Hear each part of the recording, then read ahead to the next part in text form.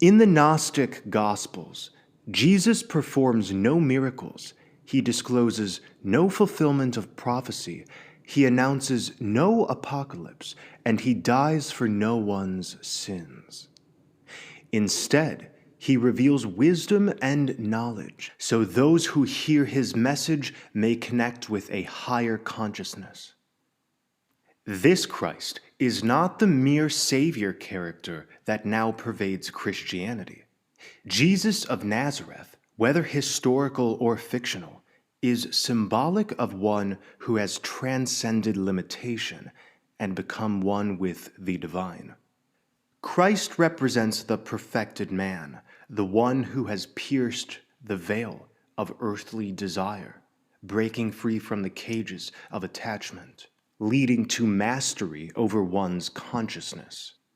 The wisdom revealed by Jesus in the Gnostic Gospels is a mystical knowledge, an insight into the connectedness of Jesus the Revealer with those to whom revelation is given, and ultimately the connectedness of the light and life of God with the light and life within people. The overarching message of the Gnostic Jesus is those interested in attaining wisdom must cultivate it themselves. This is a far stronger Christianity than the modern savior type that inspires a simple dependency on the figure of Christ, rather than use him as a model for higher consciousness. The Gnostic Gospels may guide those who seek illumination to become Christ themselves. The Gospel of Thomas and other Gnostic texts often call upon readers to know themselves. In Gnostic texts, unlike Gospels of the Cross and Crucifixion, Gnosis, or self-knowledge, is more important than faith or belief. Knowledge of oneself leads to salvation, not mere acceptance of something being true. Humanity's main problem is not sin, but rather ignorance. Sin comes from ignorance. And hence, the Gnostic Jesus does not save people from their sins, but rather communicates knowledge to address human ignorance and bring about a greater awareness of self, and thus of God. We are in a world of shadows where most humans live confused about the meaning and substance behind it all. The ways of the world can inspire a forgetfulness that divides us from the real, mystical, beautiful reality of God consciousness. We can become seduced by and attached to the deceptive pleasures and pains of the mortal world. So, we require a healthy dose of remembrance. Only being attentive to the matters of the heart and soul can liberate us from a spiritually ignorant condition. Once again, the Gnostic Jesus speaks gospels of wisdom, not of the cross. In the Gospel of Thomas, Jesus says, "Whoever drinks from my mouth will become like me, and the hidden things will be revealed to that person." The Gnostic becomes the Christ himself. This is the fundamental difference between the Gnostic approach and the standard Christian approach. The closest name used in modern Christian circles for the process by which one becomes like God is Theosis. A devotee accomplishes Theosis when their repentance of sin evolves to the point where the dualities of spiritual insufficiency dissolve, leaving only the experience of the pure, unbridled soul in connection with the divine. The common conceptualization of God the Father, where he is a literal separate entity watching and waiting until a soul's judgment, is absolutely elementary.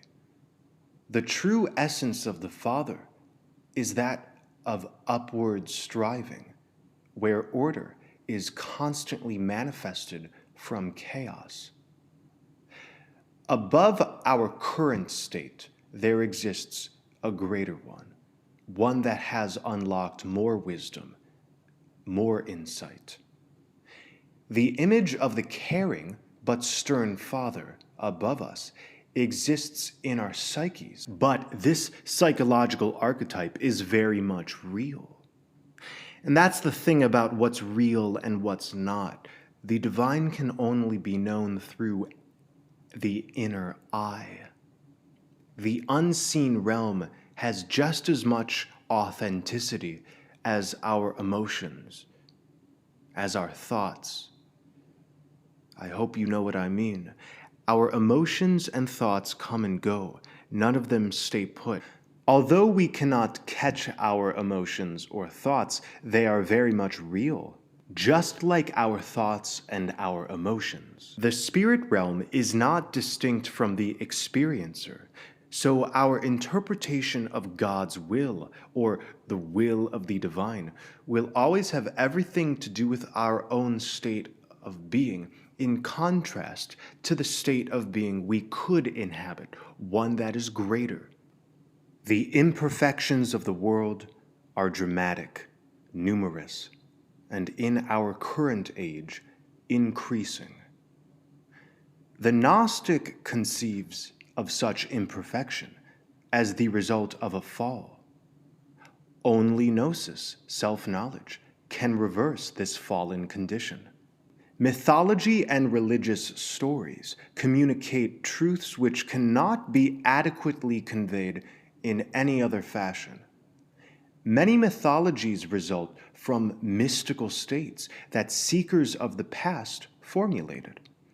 Mythologies are not histories, but narrative insights into the intangible and subtle energies of all things.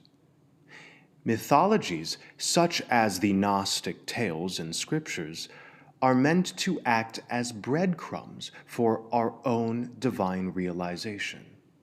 But most beings come across ancient texts and read them not as inspiration, but as law, as an amalgam of authorized religious stories, prayers, or dictates.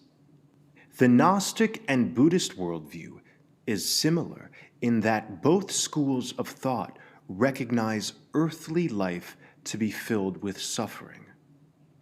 This recognition may lead a devotee to undo themselves from mindlessness into mindfulness.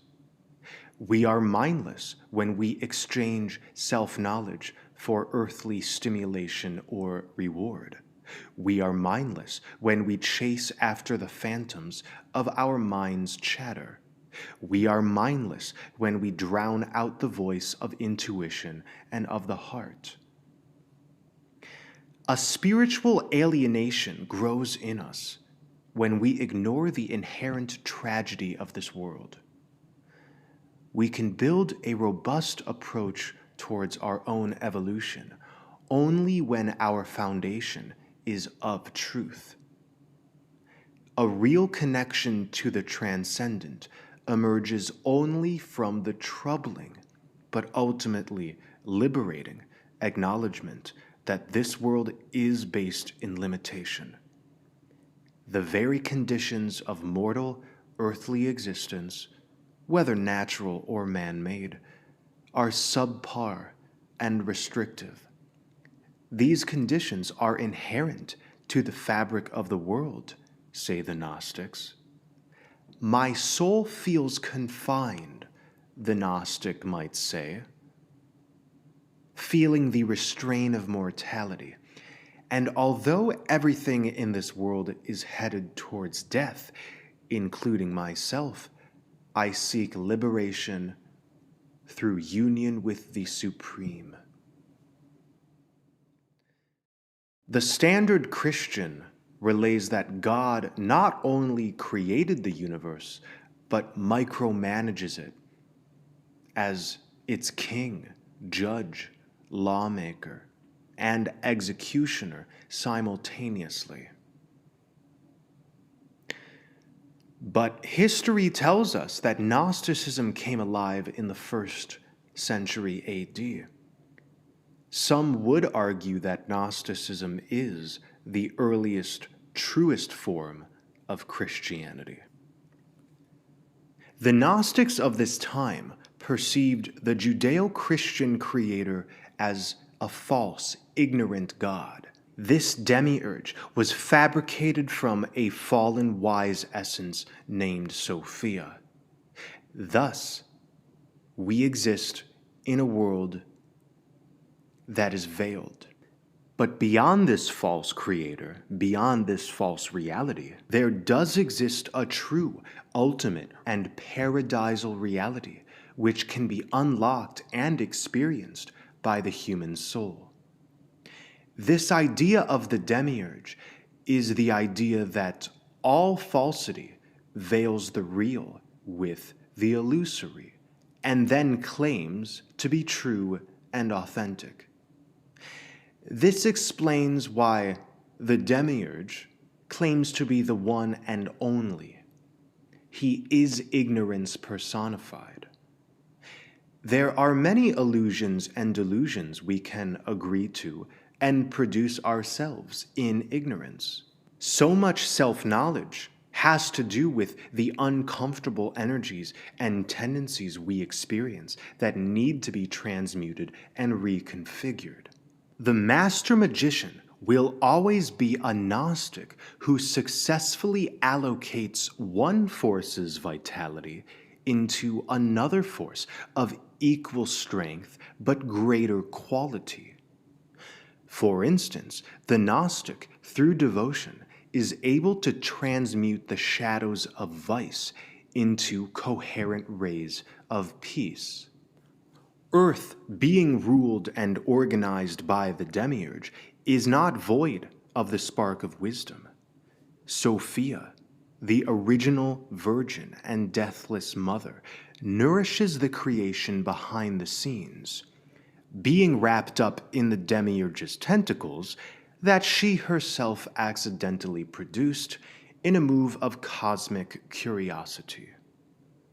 The higher or celestial man is the causal sphere with its divine potencies and potentialities considered a gigantic personality, its members, according to the Gnostics, being the basic elements of existence. To reconnect with this gigantic personality, or monad, we must reveal the light of Sophia unto ourselves through Gnosis. Walk in the words of the Christ Spirit, and let the truth guide us to eternity. The Gnostics divide humanity into 3 parts. Those who, as savages, worship only the visible nature. These are materialists, people who are locked into the physical nature of things. There are then those who are demiurgic, those who approach spirit using limited, false ideas and philosophies. And lastly, themselves, who worship Nous, or the cosmic mind, and the true spiritual light of the higher aeons, personified in the figure of Christ, guided by Gnosis. The 1st century Gnostic Simon Magus, on this unity, wrote, "Of the universal aeons, there are 2 growths, without beginning or end, springing from one root, which is the power silence invisible, inapprehensible. Of these one appears from above, which is the great power, the universal mind, ordering all things, male, and the other from below, the great thought or conception, female, producing all things. Hence, matching each other, they unite and manifest the middle space, incomprehensible air or spirit, without beginning or end. To say in another way, spirit exists as the primordial, immortal child between the universal male and female forces of chaos and order. To connect with this unity, we may utilize the hidden sayings of Jesus.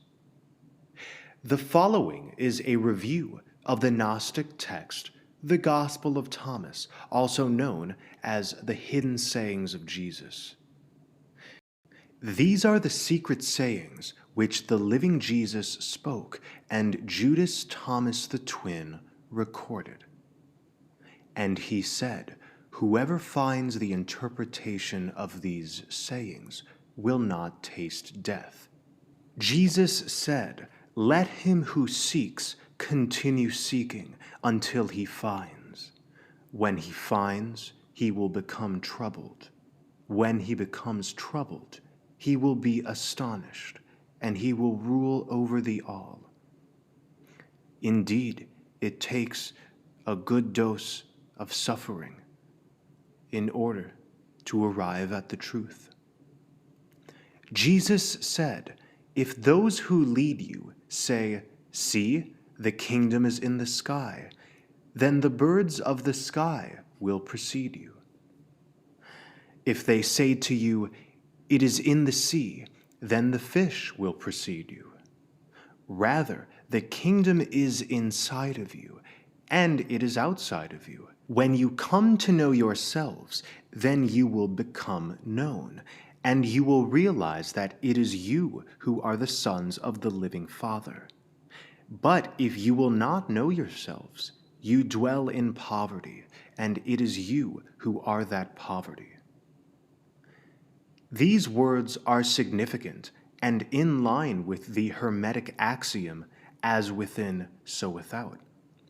The inner space we dwell in, our personal state of being, is of foremost importance on our spiritual journeys and determines our connection to the divine. The illusory nature of the world allows us to be fooled by our senses. This is why Jesus states, "If those who lead you say, 'See, the kingdom is in the sky,' then the birds of the sky will precede you." Our consciousness is a machine of creative manifestation. The outer environment one inhabits always reflects the thought forms and emotions existing in one's inner environment. True poverty results not from a lack of material wealth, but from a lack of self-knowledge. Jesus said, "The man old in days will not hesitate to ask a small child 7 days old about the place of life, and he will live. For many who are first will become last, and they will become one and the same." Jesus said, "Recognize what is in your sight, and that which is hidden from you will become plain to you. For there is nothing hidden which will not become manifest." Indeed, everything moves, grows, and is renewed via the universe's cyclical churning. Only the truthful, useful, and illuminated can withstand this churning. Nothing hidden can stay hidden. The universe seeks integration. His disciples questioned him and said to him, "Do you want us to fast? How shall we pray? Shall we give alms? What diet shall we observe?" Jesus said, "Do not tell lies, and do not do what you hate, for all things are plain in the sight of heaven. For nothing hidden will not become manifest, and nothing covered will remain without being uncovered." Do not tell lies and do not do what you hate might seem like a simple, obvious statement, but it is quite profound. It is crucial to stay honest and authentic with ourselves on the path of spiritual evolution. Truthfulness is a cornerstone of the path towards Gnosis. Without the ability to look in the mirror and speak words of clarity to oneself, there can be no elevation of consciousness. Jesus said, "Blessed is the lion which becomes man when consumed by man, and cursed is the man whom the lion consumes, and the lion becomes man." The lion in this passage is a reference to a wicked force, or a being who's been overtaken by pride and the body's passions. If we seek to connect with what exists beyond matter, it's most profitable for us to not chain ourselves to matter through our carnal appetites. We each begin this life as a human baby, but some of us exit resembling beasts. And I mean spiritually. And he said, "The kingdom is like a wise fisherman who cast his net into the sea and drew it up from the sea full of small fish. Among them, the wise fisherman found a fine large fish. He threw all the small fish back into the sea and chose the large fish without difficulty. Whoever has ears to hear, let him hear." Quality reigns in importance above quantity. In life, we may accumulate thoughts, emotions, money, possessions, relationships, ideas, beliefs. This supreme kingdom that Jesus speaks of is the target of the Gnostic's life, and death for that matter, that must be hit through quality of consciousness. The accumulation of wisdom always requires the renunciation of something, some thought, some material attachment, some tendency, and even at times, someone. So like the fisherman in this parable, we should focus on the quality rather than the quantity. Jesus said, "Now the sower went out, took a handful of seeds, and scattered them. Some fell on the road. The birds came and gathered them up. Others fell on the rock, did not take root in the soil, and did not produce ears. And others fell on thorns. They choked the seed, and worms ate them. And others fell on the good soil, and produced good fruit. It bore 60 per measure, and 120 per measure." We reap what we sow. What we pay attention to, how we behave, what we let nourish us in every way, affects the quality of our consciousness.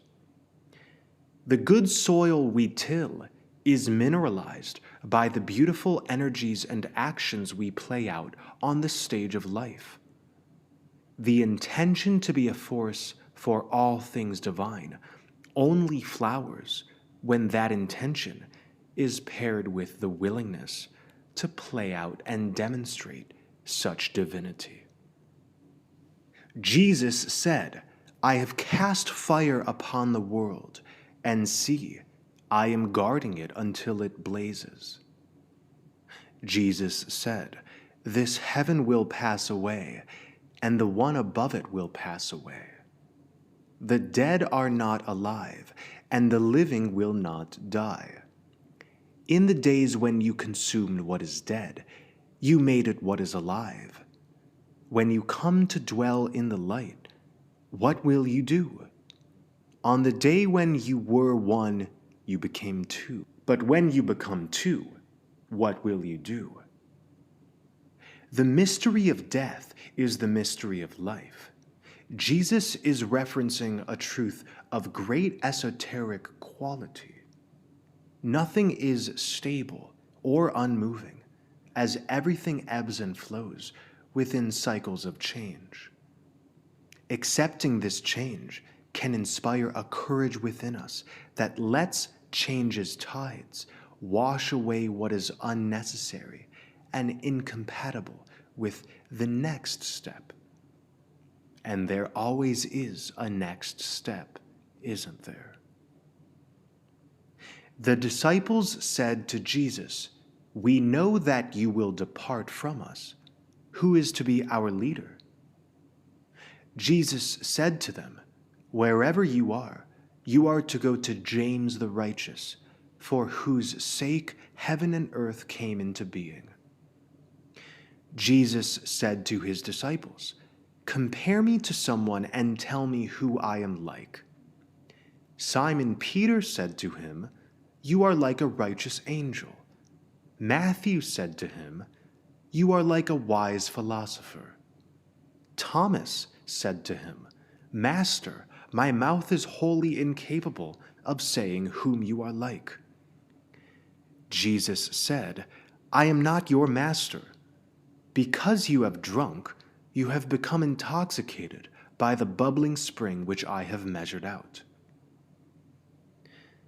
This is an important statement to juxtapose the Gnostic Jesus from the standard Savior Jesus of Christianity. I am not your master. Jesus represents the self-realized one who now teaches for others to realize themselves. This is why Jesus does not respond to the flattery with anything but, "I am not your master." We must be intoxicated by our own wise waters. And he took him and withdrew and told him 3 things. When Thomas returned to his companions, they asked him, "What did Jesus say to you?" Thomas said to them, "If I tell you one of the things which he told me, you will pick up stones and throw them at me. A fire will come out of the stones and burn you up." Jesus said to them, "If you fast, you will give rise to sin for yourselves. And if you pray, you will be condemned. And if you give alms, you will do harm to your spirits. When you go into any land and walk about in the districts, if they receive you, eat what they set before you, and heal the sick among them. For what goes into your mouth will not defile you, but that which issues from your mouth, it is that which will defile you. Action without intention is blind. Likewise, the spiritual practices we perform are not in and of themselves sanctifying or righteous. Rather, it is the holistic quality of our being which defines us. Jesus gives the image of the wandering Gnostic, who is unattached to the type of food he eats. The purpose of this part of the gospel is not to dissuade us from disciplines, but to make the point that our spirituality resides in the crevices of our inner space, something outside of matter, but also within matter, something so subtle and at times undetectable. It exists without the need for outer displays of penance. Jesus is advocating that one remains in the flow, not too particular in their journey, but at one with what the moment requires. Our expectations are usually means for disappointment. So in the flow of creation on the Gnostic path, let us not expect too many particularities for a sense of peace, as that is imprisonment. Jesus said, "When you see one who is not born of woman, prostrate yourselves on your faces and worship him. That one is your Father." Jesus said, "Men think, perhaps, that it is peace which I have come to cast upon the world. They do not know that it is dissension which I have come to cast upon the earth, fire, sword, and war.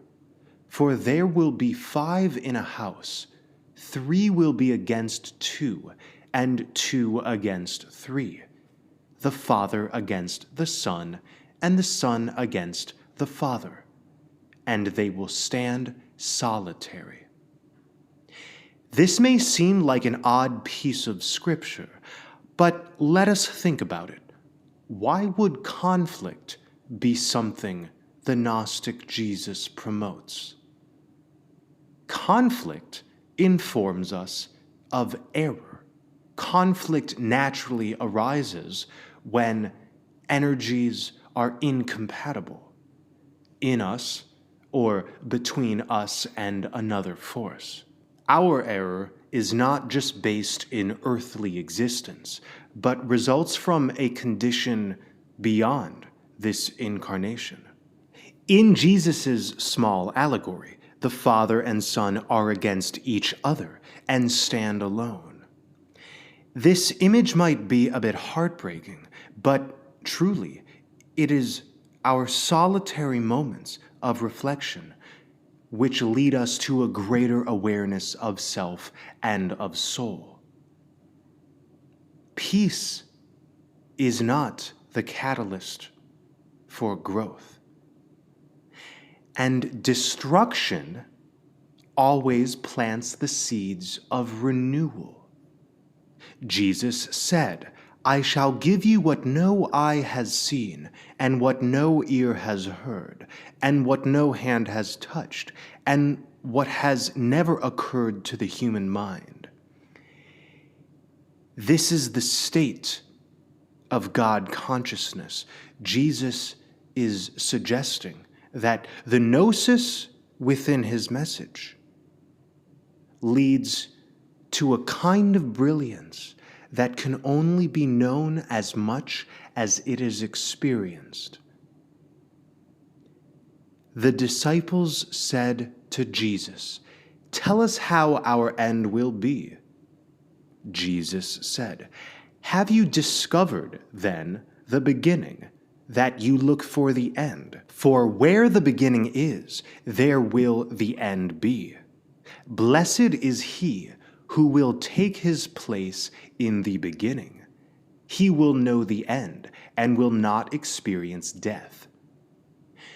We may as well say, know yourself to be in each moment the originator of all creation. Beings attentive to spiritual or religious matters tend to anchor themselves to the anxieties of the beyond. Will I go to heaven or hell, a good or bad place? Have I been a good or bad boy or girl? Jesus tries to get his disciples to quell their anxieties about such lofty questions with this passage. The end doesn't matter because there is always a new beginning. Creation renews itself even during and beyond the process of death. So instead of focusing on the end result of our practices, of our focus, of our devotion, it's wisest to focus on the new beginning that can unfold each and every moment. Jesus said, Blessed is he who came into being before he came into being. If you become my disciples and listen to my words, these stones will minister to you. For there are 5 trees for you in paradise, which remain undisturbed summer and winter, and whose leaves do not fall. Whoever becomes acquainted with them will not experience death. Plainly speaking, our immortal nature waits to be reignited. When we truly comprehend that we don't die and we are never really born, we simply are, traversing through creation as its painters and spectators, we elevate our consciousness to a state that could be called deathless. Paradise is attained by the Gnostic, who is very much aligned with the deathless part of himself. The disciples said to Jesus, "Tell us what the kingdom of heaven is like." He said to them, "It is like a mustard seed, the smallest of all seeds, but when it falls on tilled soil, it produces a great plant and becomes a shelter for birds of the sky." The subtlety of our immortal nature, like the size of a mustard seed, should not be discounted. That which is unseen and subtle eventually becomes known. A dream consists of energies that have already been felt, albeit sub or unconsciously, by the dreamer in waking life. The dream at night simply allows these energies to be expressed using a narrative or lifelike environment. Likewise, all that we've ever experienced are the thoughts of our infinite immortal selves. We are the thoughts of the God mind, we could say.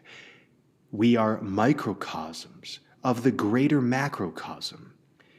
That is not some greater God, but something like the unveiled, unlimited expanse of our inner sanctuary. Then, that greater God, the greater God that is no God above but within, is encased within an even greater God within. And before we know it, the universe, this cosmic egg, appears as an onion or a Russian doll with no true beginning or end. And all of this can be comprehended through the subtlety of our immortal nature, which may as well be as small as a mustard seed. An explorer of the heart is eventually taken into a greater dimension outside. This may remind us of the modern ideas of timeline shifting and reality manifestation, where the inner space is terraformed, leading to a reshaping of outer experience. Mary said to Jesus, "Whom are your disciples like?" He said, "They are like children who have settled in a field which is not theirs. When the owners of the field come, they will say, 'Let us have back our field.' They will undress in their presence in order to let them have back their field and give it back to them. Therefore, I say to you, if the owner of a house knows that the thief is coming, he will begin his vigil before he comes and will not let him into his house of his domain to carry away his goods. You, then, be on your guard against the world. Arm yourselves with a great strength, lest the robbers find a way to come to you, for the difficulty which you expect will surely materialize. Let there be among you a man of understanding. When the grain ripened, he came quickly with his sickle in his hand and reaped it. Whoever has ears to hear, let him hear. This passage appeals the seeker not to let the world intrude upon his sacred space of contemplation and reverence. The world tests our dedication using temptation, using false images of future glory. Let us remain steadfast in our dedication on this path of ascension. Jesus saw infants being suckled. He said to his disciples, "These infants being suckled are like those who enter the kingdom." They said to him, "Shall we then, as children, enter the kingdom?" Jesus said to them, "When you make the two one, and when you make the inside like the outside, and the outside like the inside, and the above like the below, and when you make the male and the female one and the same, so that the male not be male, nor the female female, and when you fashion eyes in the place of an eye, and a hand in place of a hand, and a foot in place of a foot, and a likeness in place of a likeness, then will you enter the kingdom." When you make the two one refers to collapsing the illusion of duality into a singularity. Making the one two is what we do when in conflict with ourselves or with others. Making the one two occurs when we conceptualize the world and ourselves within a paradigm of war, where one side is good and the other bad.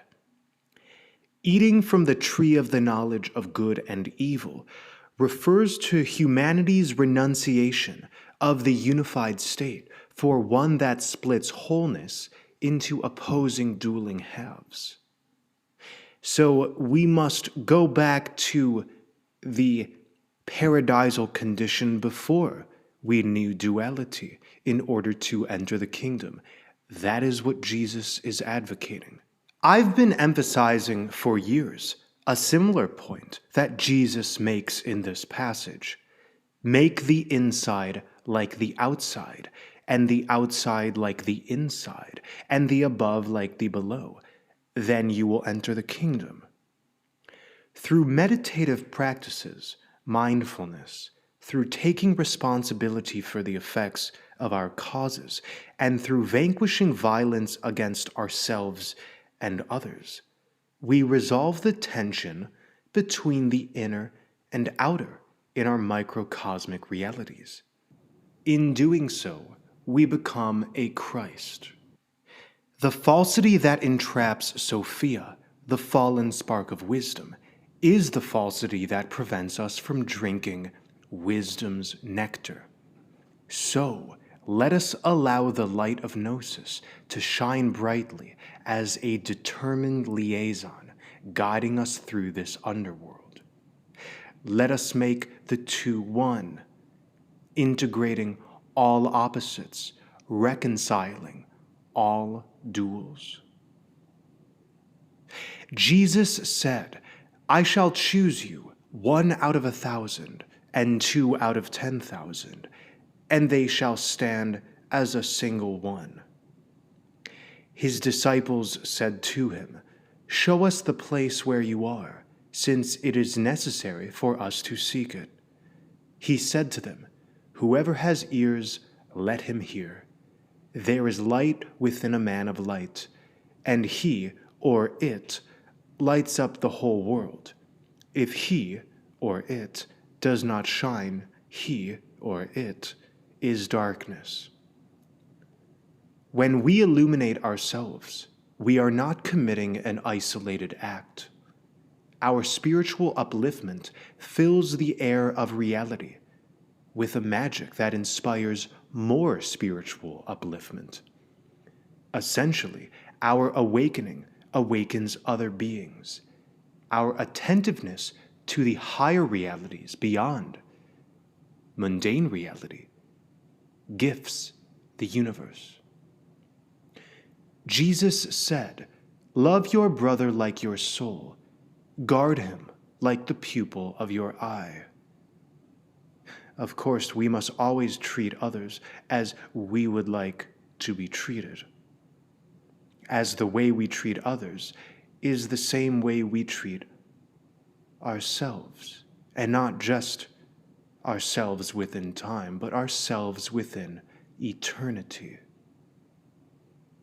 When we see others, we are actually seeing ourselves.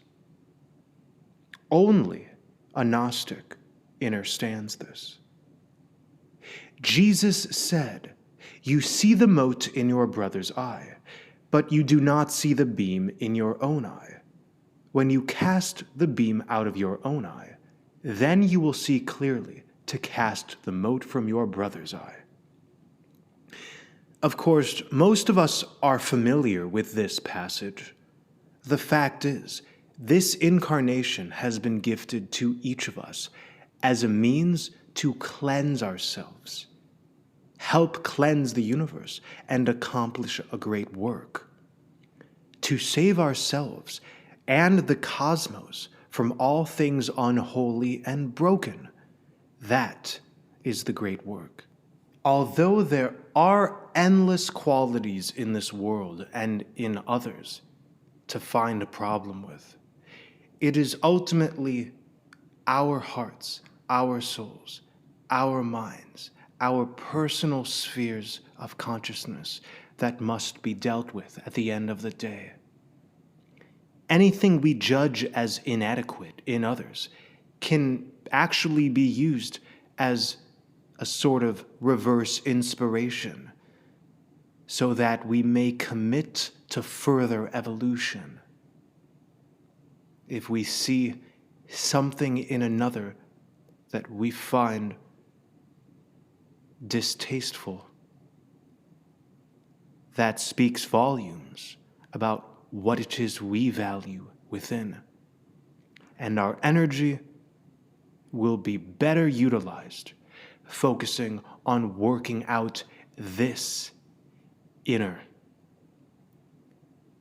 trait, rather than the trait of another that is out of our control.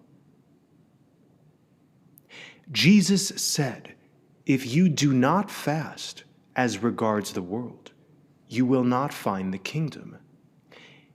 If you do not observe the Sabbath as a Sabbath, you will not see the Father." The Sabbath, or Shabbat, being a day of rest in the Jewish faith, is here being used as a symbol of rest. To see the Father, or to say in another way, to unite with the kingdom of heaven, requires healthy withdrawal from the world and its ways. We can fast from the world by allowing our conscious mind to funnel itself into useful, creative, constructive, and health-promoting streams of information and thought. Most, if not all of us, although awakened to certain truths, still demonstrate very mortal tendencies that result from a lack of care in the domain of our attention. A Gnostic might say, the demiurge and his archons seeks to gain control of one's consciousness. Therefore, meditative practices, along with examination of one's own values and relationship to the universe, can build a barrier between us and the forces that seek to distract or dismay. Jesus said, "I took my place in the midst of the world, and I appeared to them in the flesh. I found all of them intoxicated. I found none of them thirsty. And my soul became afflicted for the sons of men, because they are blind in their hearts and do not have sight. For empty they came into the world, and empty too they seek to leave the world. But for the moment they are intoxicated. When they shake off their wine, then they will repent. Humans indeed are, in general, unaware of themselves and of the principles of creation, because they remain attached to and consumed with the pursuits of pleasure, rather than the pursuit of knowledge. Most people are retarded, and I really mean this. Most people are quite void of awareness, and therefore die without any discovery of divine energies. Marveling at this mindlessness and stupidity, we read, Jesus said, "If the flesh came into being because of spirit, it is a wonder. But if spirit came into being because of the body, it is a wonder of wonders. Indeed, I am amazed at how this great wealth has made its home in this poverty." The real treasure is found outside the tangible. Without spiritual philosophy, we actually already know this. When we recall events, we remember the feelings and ethereal qualities of the experiences. That's where the true experience lies. That's where the focus is intrinsically on, the non-physical. The objects and the physical qualities of things are usually the least important attributes of a memory. There is much material wealth on earth, Jesus is saying, but there is still much spiritual poverty. True poverty has nothing to do with money. Jesus said, "Where there are 3 gods, they are gods. Where there are 2 or 1, I am with him." Jesus said, "No prophet is accepted in his own village. No physician heals those who know him." Jesus said, "A city being built on a high mountain and fortified cannot fall, nor can it be hidden." Jesus said, "Preach from your housetops that which you will hear in your ear and in the other ear. For no one lights a lamp and puts it under a bushel, nor does he put it in a hidden place, but rather he sets it on a lampstand, so that everyone who enters and leaves will see its light." The one who opens his heart and mind to higher consciousness is the one who ends up exposing his heart and mind to the world. We must be comfortable with a kind of vulnerability if we are to authentically walk the Gnostic path. Jesus said, "If a blind man leads a blind man, they will both fall into a pit." Of course, we must be discerning with what, and especially with who, we choose to follow on our spiritual paths.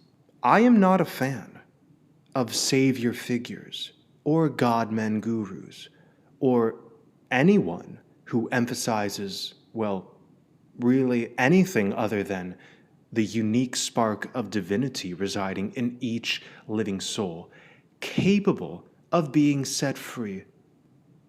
Jesus said, "It is not possible for anyone to enter the house of a strong man and take it by force, unless he binds his hands. Then he will be able to ransack his house." This passage emphasizes the importance of wearing a strong spiritual armor. Our hands represent esoterically the ability to work through and equally tend to something that requires more than just hopes and dreams. We paint our paths, and the moment we put down the paintbrush, spiritual stagnation can be felt. This is why Only when one's hands are tied up can one's house be stolen from. The feminine force of the cosmos, embodied in the Gnostic character, Sophia, we could say, requires the sacred masculine's order to resolve the earthly problem, the problem of the demiurge. When the spirit of masculine order in us grows weary, our capacity to cast away attachment and desire grows weary too. To sum up this hidden saying of Jesus, be strong. Strength is required. Only the spiritually strong and mindful can enter the kingdom. Jesus said, do not be concerned from morning until evening, and from evening until morning, about what you will wear. It can be tempting to unhealthily value appearances and sensuality. But in doing so, over time, we become slaves to the mirror and perhaps treat ourselves as commodities, as objects to be gazed upon and exploited. Eventually, we all grow older, our appearances change, our ability to shine aesthetically fades naturally as the soul rides out its years of decline into the doorway of death. If we value the essence of things above the appearance of things, such a transition can be more easily embraced. His disciples said, when will you become revealed to us, and when shall we see you? Jesus said, when you disrobe without being ashamed, and take up your garments, and place them under your feet like little children, and tread on them, then will you see the Son of the Living One, and you will not be afraid. Jesus uses the idea of nakedness and stomping on clothing as metaphorical tools.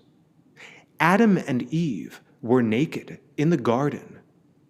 Their paradisal condition started to dwindle after eating the forbidden fruit, when all of a sudden they became embarrassed of their nakedness. This nakedness refers to the nakedness of innocence. We could say a condition for re-entering the garden, or an Eden-like state, is to become naked once again, as innocent children. Gnosis, self-knowledge, gives us the vision to see what prevents us from experiencing this innocence. When the soul is naked, there is nothing to hide, nothing to try to be, no mental or emotional fog to cloud our clarity. Fear and anxiety in this naked state do not exist. We must disrobe without being ashamed, be ourselves authentically. When we are uncorrupted by the temptations of this world, we feel a lightness that tunes us into a wisdom that is just as playful as it is robust. Jesus is telling his disciples to be as children. Jesus said, many times have you desired to hear these words which I am saying to you, and you have no one else to hear them from. There will be days when you look for me and will not find me.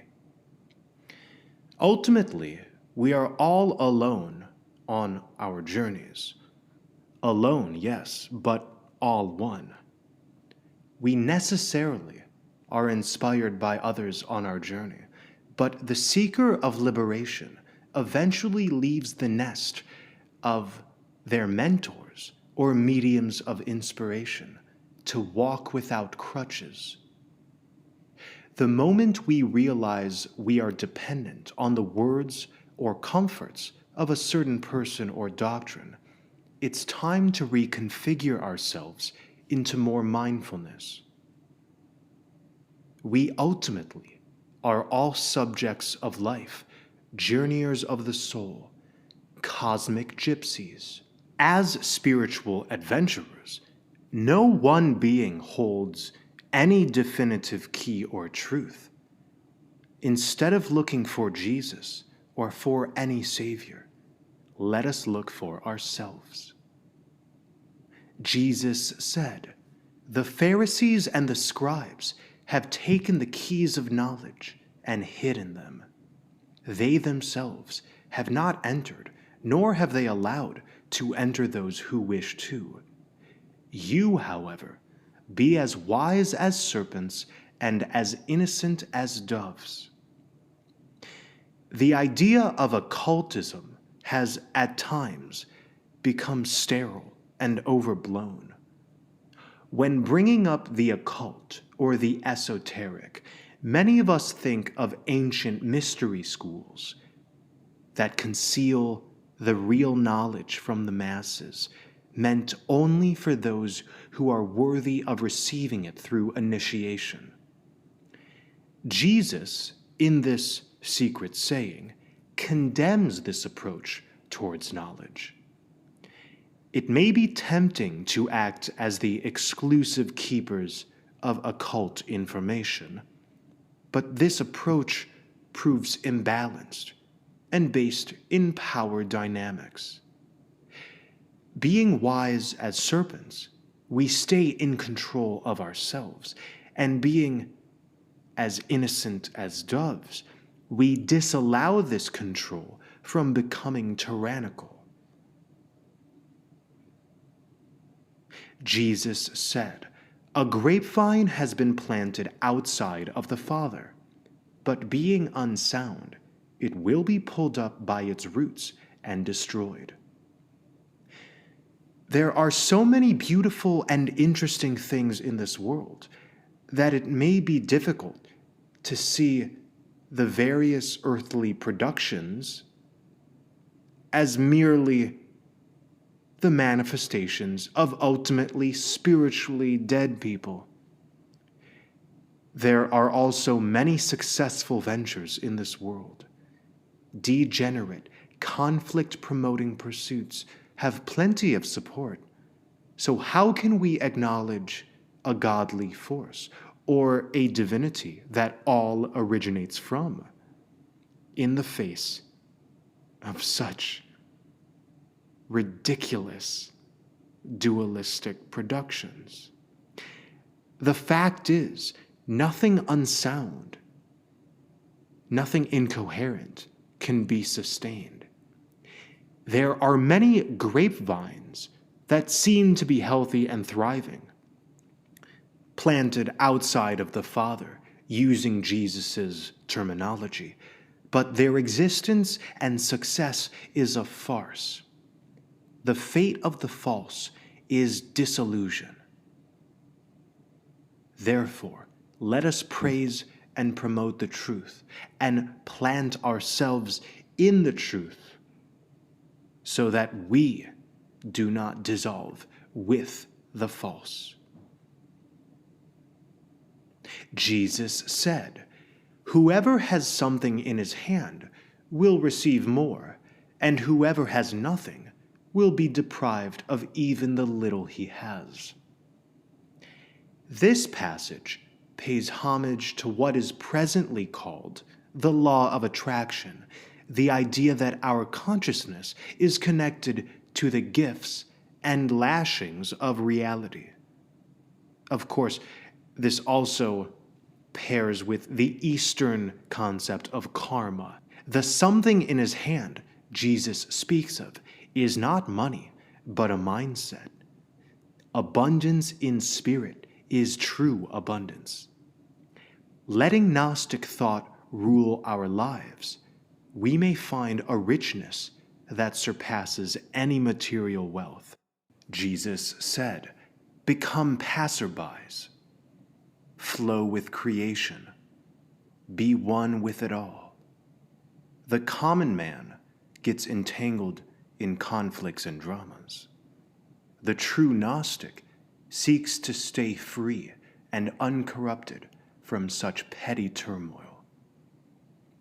His disciples said to him, "Who are you, that you should say these things to us?" Jesus said to them, "You do not realize who I am from what I say to you, but you have become like the Jews. For they either love the tree and hate its fruit, or love the fruit and hate the tree." This passage sheds light on the perils of duality. Jesus, who uses the Jews as an example of unawakened, ignorant humans, is telling his disciples that their minds are divided into extremes.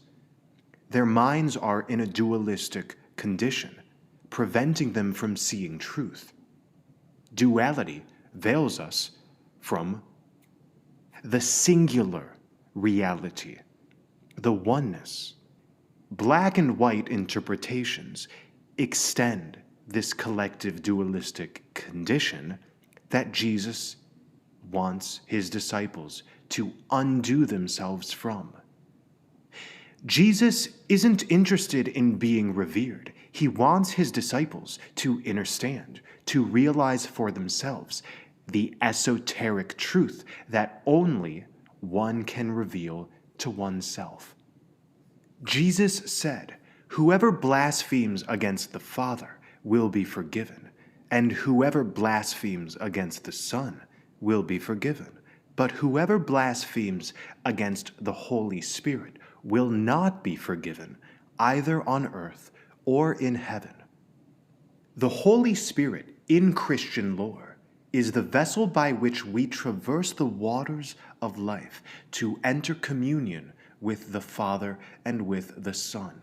Veiled within his speech, Jesus is saying that the names of the divine don't matter, as our attachment to such names prevent us from realizing the truth. It is the very force of spirit itself that requires our reverence. As I mentioned in the introduction of this video, images such as that of God the Father or Christ the Savior act as tools for our own spiritual evolution. Being images, they are archetypes for dormant forces in our own spiritual psychology. Jesus is supporting this position. Commit blasphemy against the Father and Son, he says, but not the Spirit which courses through such figures. Be aligned with truth above names, above figures. Jesus said, "Grapes are not harvested from thorns, nor are figs gathered from thistles, for they do not produce fruit. A good man brings forth good from his storehouse. An evil man brings forth evil things from his evil storehouse, which is in his heart, and says evil things.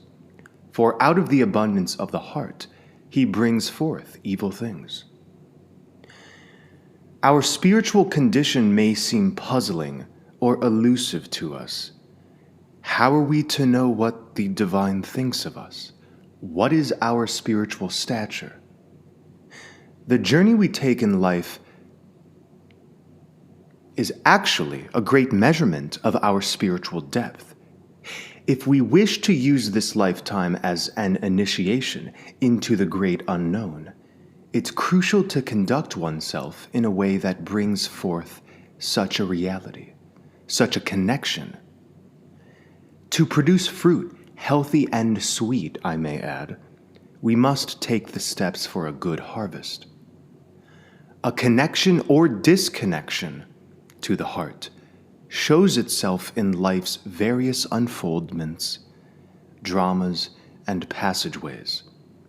We reap what we sow. Jesus said, "Among those born of women, from Adam until John the Baptist, there is no one so superior to John the Baptist that his eyes should not be lowered before him. Yet I have said, whichever one of you comes to be a child will be acquainted with the kingdom and will become superior to John. Be as a child. It feels strange, immature, perhaps, to say this as an adult, and maybe to hear it, be a child. But it actually takes a good level of spiritual maturity to arrive at such a simple but powerful statement, and antidote for a spiritually blind condition. Children, by default, are receptive to the world and to its various surprises. After learning about the world and how to operate in it, we become adults, adulterated. Reality ends its novelty. That's the status quo. Reality's ways become familiar. Before we know it, we can become bored or bitter or angry.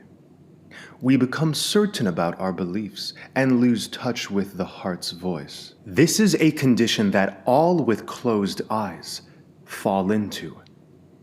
Connecting with our childlike wonder takes honest examination of the tendencies which prevent one from doing so. The goal of spirituality is to remove the blockages and obstacles in between us and this inner child. According to Jesus, those who revert back to their childlike nature shall become elevated, even more so than John the Baptist. Jesus said, "It is impossible for a man to mount 2 horses or to stretch 2 bows, and it is impossible for a servant to serve 2 masters. Otherwise, he will honor the one and treat the other contemptuously. No man drinks old wine and immediately desires to drink new wine. And new wine is not put into old wineskins, lest they burst, nor is old wine put into a new wineskin, lest it spoils it.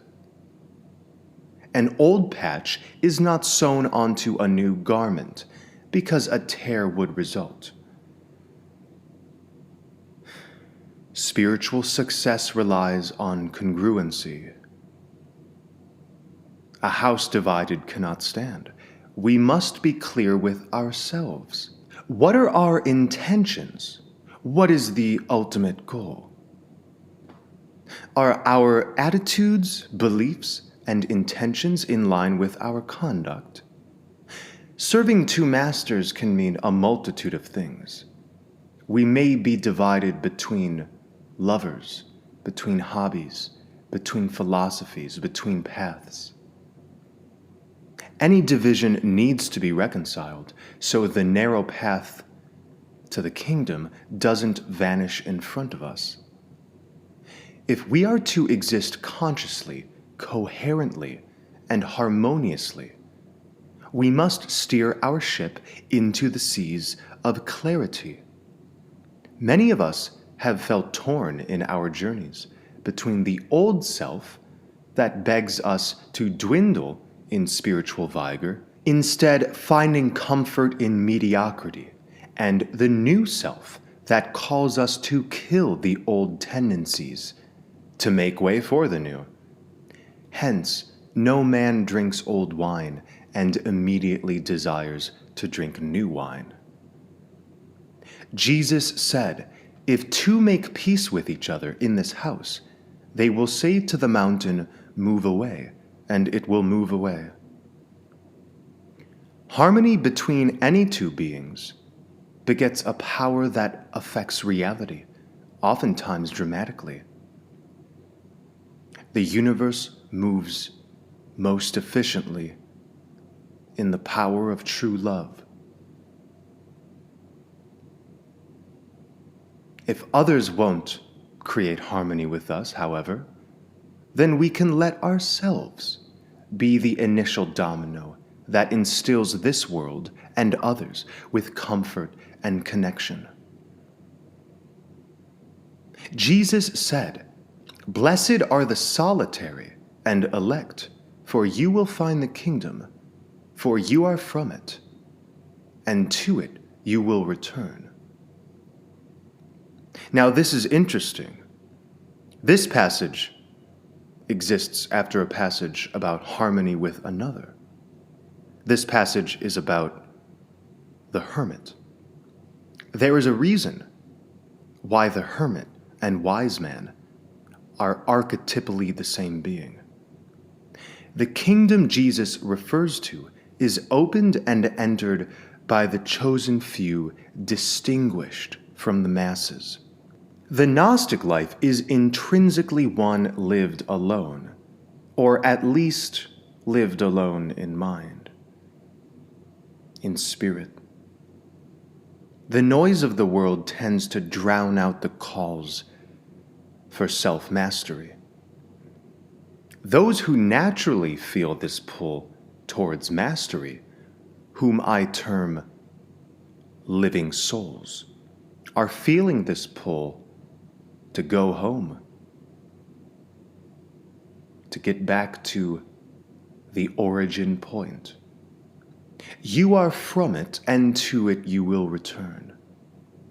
We might place the Gnostic, therefore, into the role of the fallen angel who rebelled against God and now must reunify the universe within to reconnect with the Father.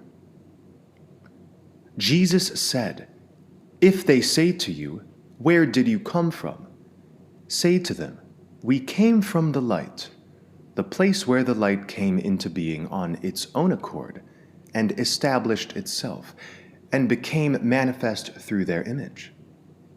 If they say to you, 'Is it you?' say, 'We are its children. We are the elect of the living Father.' If they ask you, 'What is the sign of your Father in you?' say to them, 'It is movement and repose.'" Basically, we know who we are. If you don't know who you are, who does? I cannot speak for the listener. I come from the infinite, immortal, intangible. I am an expression of the Most High. His disciples said to him, "When will the repose of the dead come about? And when will the new world come?"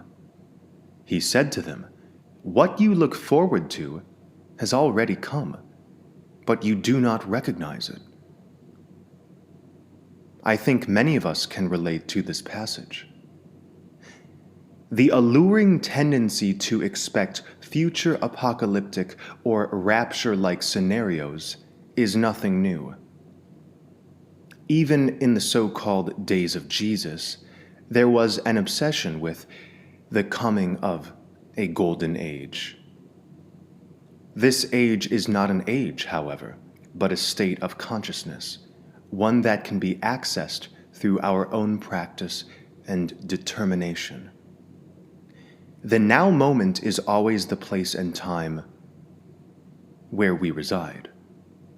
Any time in the future or in the past exists purely in mind, in theory, in abstraction. This world of duality inspires a dualistic split from the now moment, where the worries or expectations of the future and the longings or visions of the past blind us from the moment's magic. This explains why Jesus tells his disciples, "What you look forward to has already come, but you do not recognize."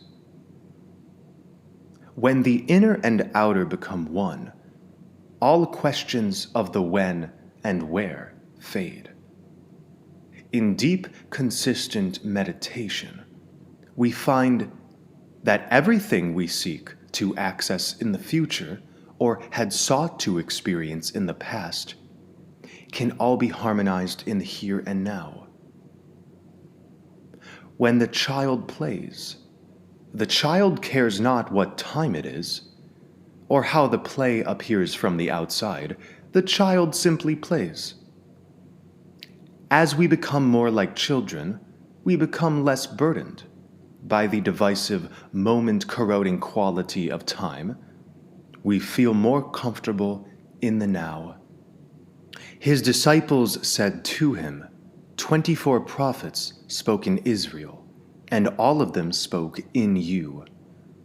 He said to them, you have omitted the one living in your presence, and have spoken only of the dead. Jesus might sound arrogant here, claiming that the teachers of this realm are for the most part dead or not spiritually attuned. But I agree. Most who teach and announce religious or spiritual truths do so not for truth's sake, but for earthly rewards, such as fame, fortune, or some kind of acceptance. Therefore, their truths are inherently, whether consciously or unconsciously, full of deception. A living soul longs for liberation and not for societal accolades. If you are a seeker, then you absolutely will deal or have already dealt with so-called teachers or gurus or channelers who actually aren't what they claim to be. Follow your heart, not others. Follow what is immortal, not what is human. And know what a wolf in sheep's clothing acts like, talks like, and looks like. Unfortunately, most of you don't. That's okay. You'll eventually realize that many of your heroes are actually zeros. So I'm as arrogant as Jesus when it comes to this point. His disciples said to him, is circumcision beneficial or not? He said to them, if it were beneficial, their father would beget them already circumcised from their mother. Rather, the true circumcision in spirit has become completely profitable. The practices do not in and of themselves make the person. I'm not against intuitively following the practices that genuinely make sense for us. But the divine is not a bureaucracy requiring certain cyclical actions to come up with the correct results or response. Jesus is revealing how ignorant those are who think a ritual opens anyone up intrinsically to anything divine. After all, the kingdom is within. It's not about proving ourselves to something outside of us. It's about being the divine. Circumcision in spirit, in my eyes, means circumcising or removing the extraneous parts of ourselves, of our lives. What can we eliminate to breathe more deeply? Jesus said, "Blessed are the poor, for yours is the kingdom of heaven." Jesus is not saying that only those who struggle financially can enter the kingdom. Rather, it is those who focus more on the spiritual than the material that can enter the kingdom. Do you intend to build a kingdom here, within matter, on earth? Well, it will all be destroyed anyways, as this is a temporary experience. So, blessed is the poor, meaning blessed is he who gazes upon the riches of eternity. Jesus said, "Whoever does not hate his father and his mother cannot become a disciple to me. And whoever does not hate his brothers and sisters and take up his cross in my way will not be worthy of me." A passage such as this one, to modern eyes and ears, may come across as too quarrelsome and rough to be of real spiritual value. But that's just the weakness of the modern age speaking. To leave the old self and resurrect the true, the new, authentic self. The Gnostic is called to sever ties with any force bound to the old life. Jesus means not to break apart families, but to make it clear that renunciation is necessary to elevate the soul. Love for one's spiritual attainment should be above even the love one has for their fellow human. I know, this isn't the modern day language of love everything, love everyone. But guess what? This is coming from the same character who's said to have uttered, "Love thy neighbor." We take up our cross on the path towards self-mastery, meaning we willfully suffer, or allow suffering to guide us, to attain wisdom. Jesus said, "Whoever has come to understand the world has found only a corpse, and whoever has found a corpse is superior to the world." The world can appear so complex and difficult to comprehend. There are many philosophies and beliefs and perspectives, politically, culturally, religiously. It can all get so confusing. There are so many cultural and historical inaccuracies and difficulties. And when we seek to understand this all, along with human behavior, we're really just uncovering, using Jesus' metaphor, a corpse. The truth of it all, when it comes to this world, is nothing. It's dead. So, whoever has found a corpse is superior, because one with self-knowledge isn't fooled or moved by the world's complexity. The Gnostic, superior to humanity indeed, may say, "It's all dead, all nonsense," when hearing of society's developments or conflicts or happenings. The sacred space of contemplation proves more valuable than anything that can be gleaned from this world. Jesus said, "The kingdom of the Father is like a man who had good seed. His enemy came by night and sowed weeds among the good seed. The man did not allow them to pull up the weeds. He said to them, 'I am afraid that you will go intending to pull up the weeds and pull up the wheat along with them. For on the day of the harvest, the weeds will be plainly visible, and they will be pulled up and burned.'"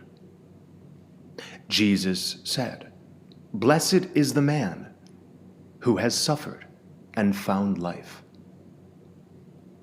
Simplistically speaking, suffering can lead to two outcomes: one of more suffering or one of education.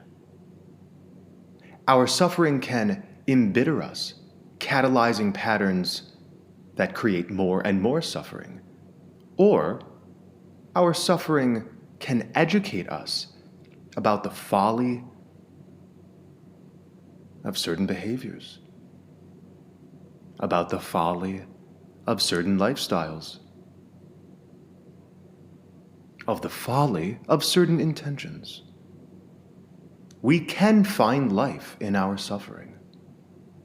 The unpleasant side of our mental and emotional worlds proves valuable, as the shadow is just the unintegrated light. The shadow looms as a reminder that the inner child is not being nurtured. So when we suffer, it's time to humble ourselves, become a student once again, and let life be our teacher. Jesus said, "Take heed of the living one while you are alive, lest you die and seek to see him, and be unable to do so." Most might interpret this to mean himself. Jesus is talking about himself being the living one. But remember, the Gnostic Jesus is beyond a physical man.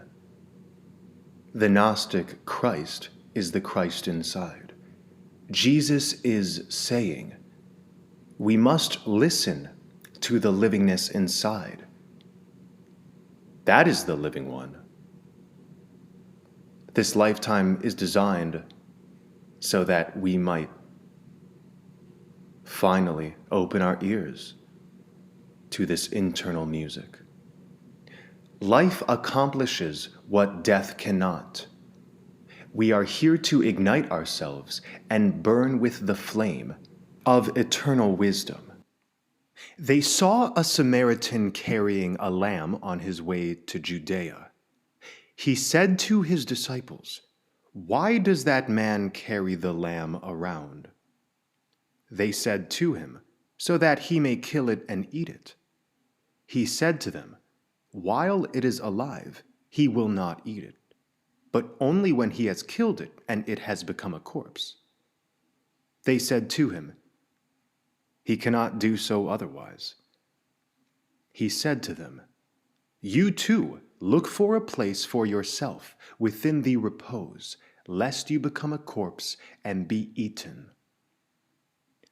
Time moves forward.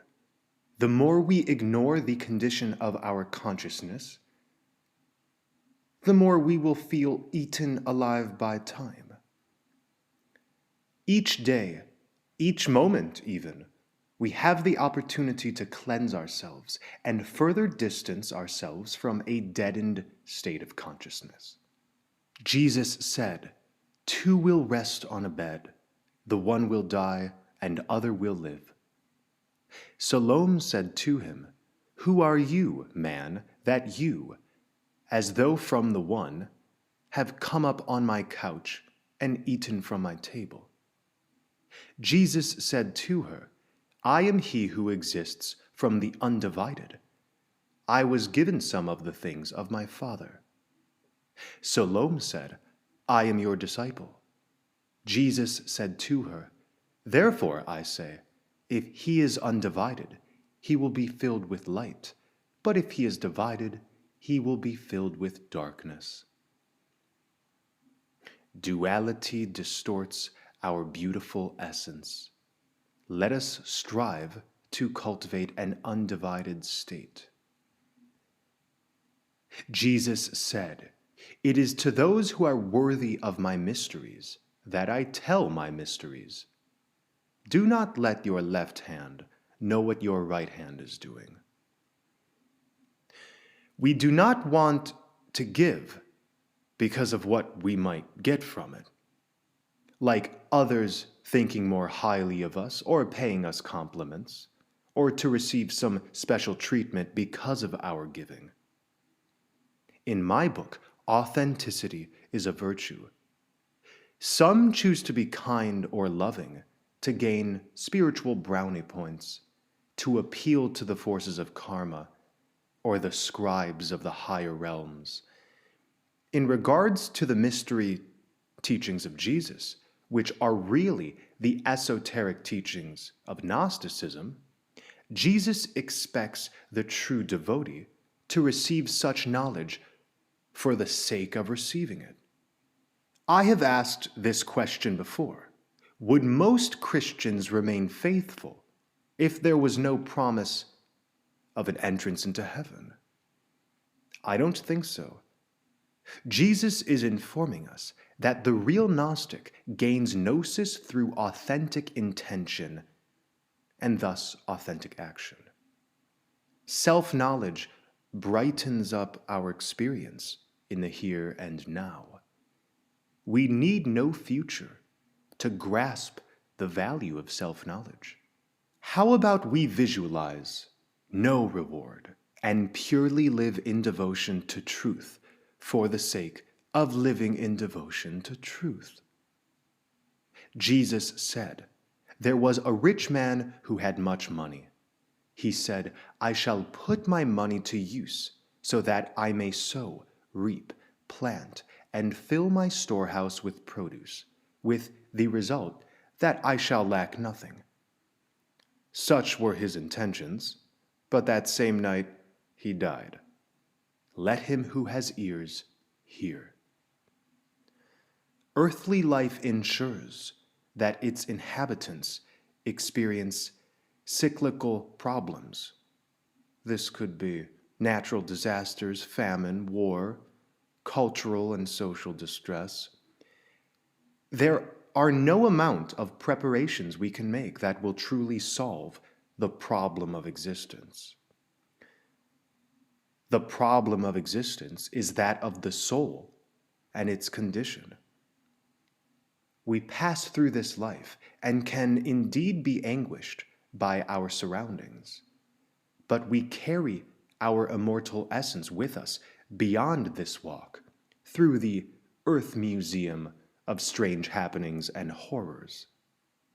Therefore, the wise one is primarily concerned not with material security, but with spiritual connection.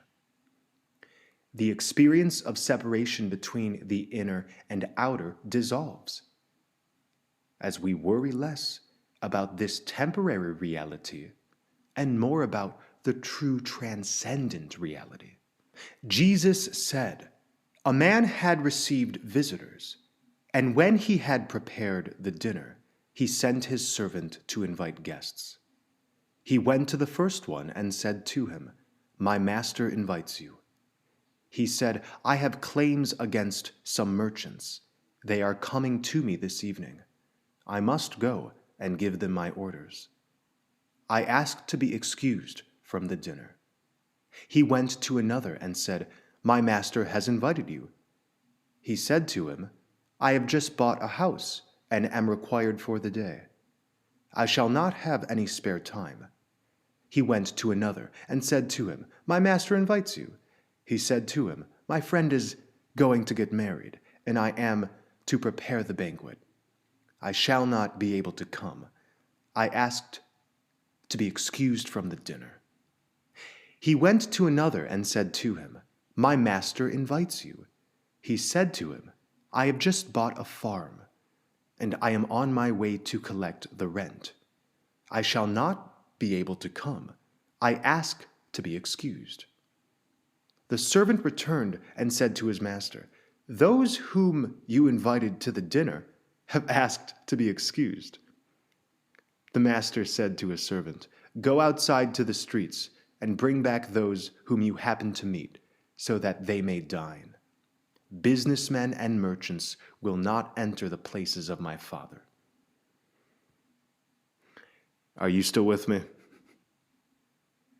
Too attached to earthly matters, the businessmen and merchants, whom the man asked to dinner, refused. Basically, they told him, not now. This is one of the mottos of adults, isn't it? Not now, maybe later. We let the value of the moment pass us by through the mental and emotional gymnastics we perform. The message of this parable is clear, even though it might be long. There are divine opportunities all around us, at all times, but we miss out on them by attending to temporary matters, to things that agree with material but not spiritual rewards. He said, there was a good man who owned a vineyard. He leased it to tenant farmers, so that they might work it, and he might collect the produce from them. He sent his servant so that the tenants might give him the produce of the vineyard. They seized his servant and beat him, all but killing him. The servant went back and told his master. The master said, Perhaps they did not recognize him. He sent another servant. The tenants beat this one as well. Then the owner sent his son and said, "Perhaps they will show respect to my son." Because the tenants knew that it was he who was the heir to the vineyard, they seized him and killed him. Let him who has ears hear. The servants sent repeatedly to the tenants to collect the produce are those who carry the spark of the divine. Each time a servant tries to collect the harvest, he is beaten. Likewise, when we attempt to gain rewards from this world, we are beaten down, as the living soul's true harvest shall not be reaped within matter, but within the corridors of the soul. It's common for the living soul to attempt to inspire the awakenings of others, only to feel sorely miscategorized, mistreated, and misunderstood for even trying. The Gnostic is to remain focused on their path and not be so quick to announce to the world the gold they have produced from lead. Jesus said, "Show me the stone which the builders have rejected. That one is the cornerstone." The most sacred truths are the least common ones. What transforms man into a god are the very attributes that are most absent on earth. This is why what the builders reject is of utmost importance for the vitality of the structure.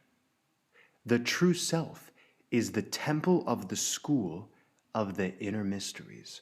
Only in the temple can the unknown and hidden be grasped, unveiled, and experienced. Our earthly journeys reveal to us what is and what is not valuable.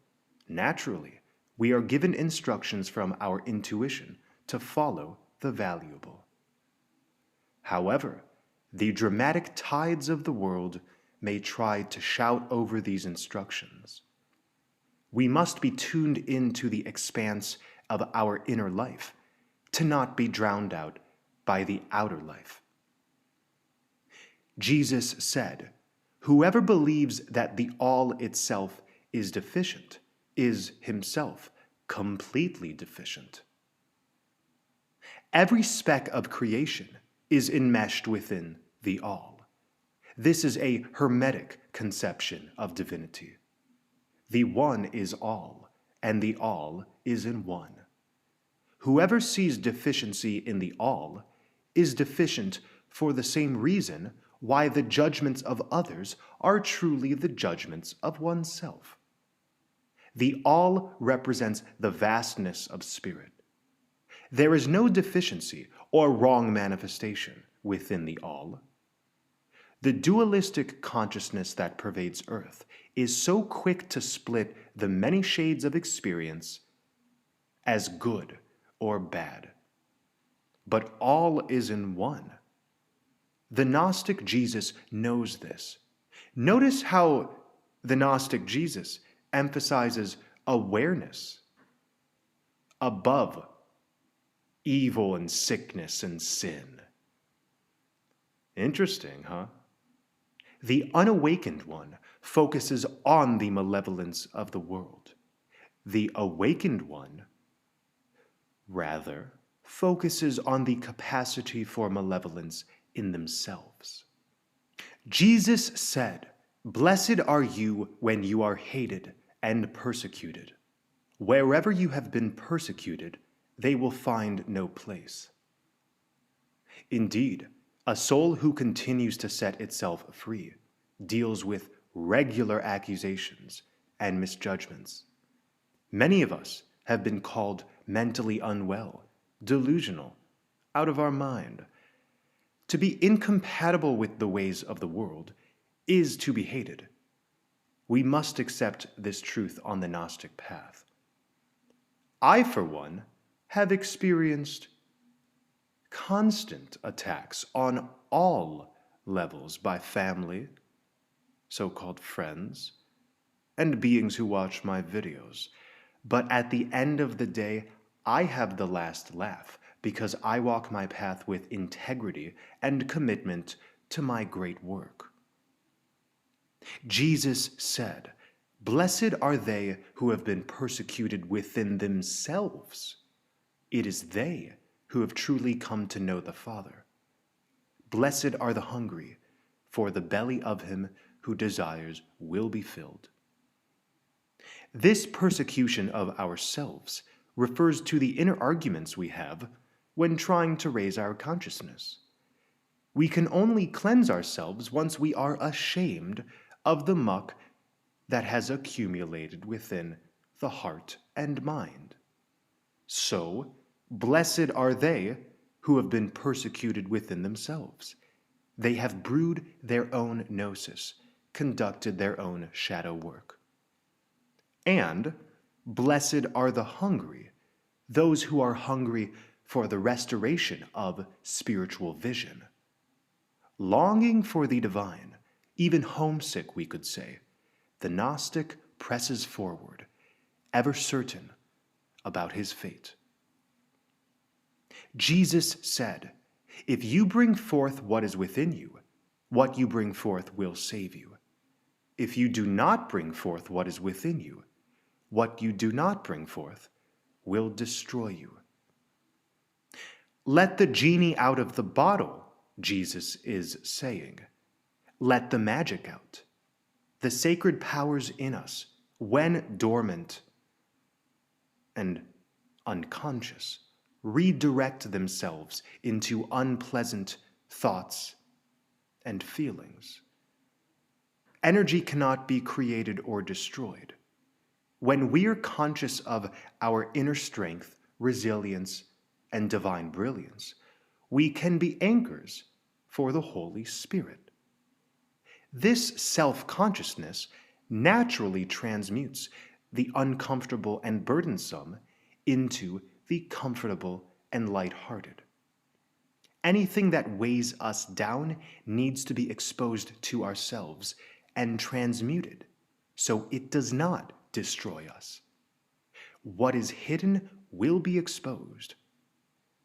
So what we do not bring forth to be examined becomes the agent of a destructive fate. Let us always take a good look in the mirror, a good honest look in the mirror, in the depths of our innermost, to take stock of the effects of our causes and causes of our effects. Jesus said, "I shall destroy this house, and no one will be able to rebuild it." I'll agree with Jesus's sentiment. What needs to be destroyed should stay in shambles. Destruction is usually seen as a force of evil. Humanity prefers stability, but the divine has a different plan. Destruction is the greatest catalyst for growth. Destruction sits beside renewal. So, true renewal of the soul dictates that we shall destroy the old ways and never look back. A man said to him, "Tell my brothers to divide my father's possessions with me." He said to him, "O man, who has made me a divider?" He turned to his disciples and said to them, "I am not a divider, am I?" Jesus is making it clear that he does not agree with duality. His words are meant to unify, not divide. This may seem a bit paradoxical, though. Haven't we already heard the Gnostic Jesus seeking to destroy? Isn't that division? Yes, we have, but thus is the nature of wisdom. Wisdom oftentimes proves paradoxical and sometimes contradictory. For example, the masculine and feminine are one force, but two. Spirit and matter are intertwined, but distinct. These paradoxes exist because of the limitations of language.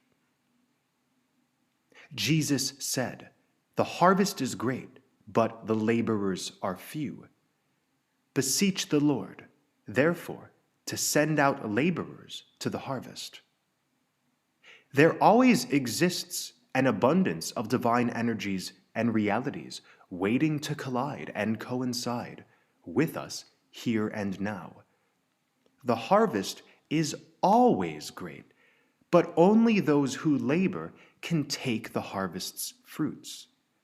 We can acknowledge these truths to be actual, but without taking the practical steps in our day-to-day lives, there is no entrance into the kingdom Jesus speaks of. He said, "O Lord, there are many around the drinking trough, but there is nothing in the cistern." Yes, we can be very thirsty, but what are we thirsty for? That's the question. Jesus said, "Many are standing at the door, but it is the solitary who will enter the bridal chamber." Jesus said, "The kingdom of the Father is like a merchant who had a consignment of merchandise and who discovered a pearl. That merchant was shrewd. He sold the merchandise and bought the pearl alone for himself.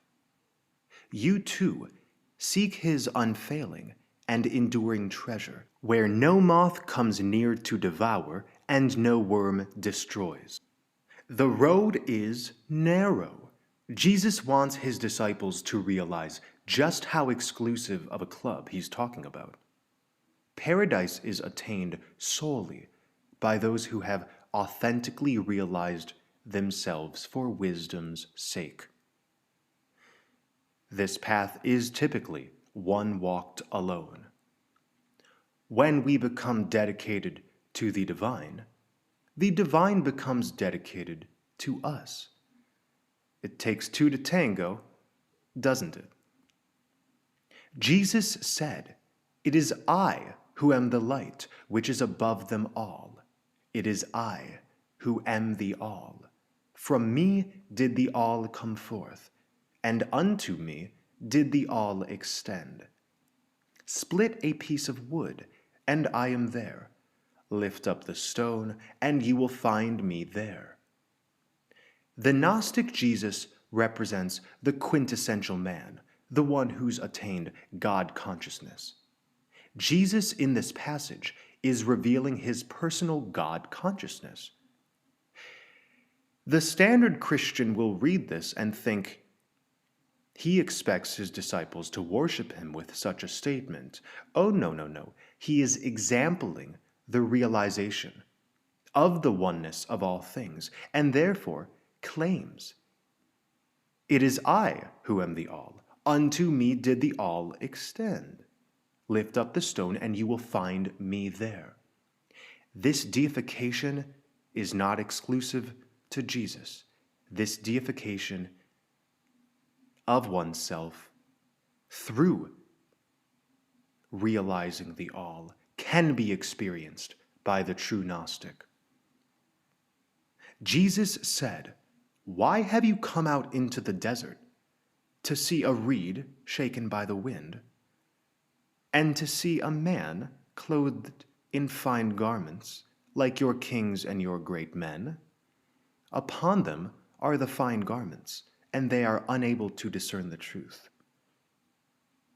To discern the truth, we have to see past mere appearances. A woman from the crowd said to him, "Blessed are the womb which bore you, and the breasts which nourished you." He said to her, "Blessed are those who have heard the word of the Father and have truly kept it.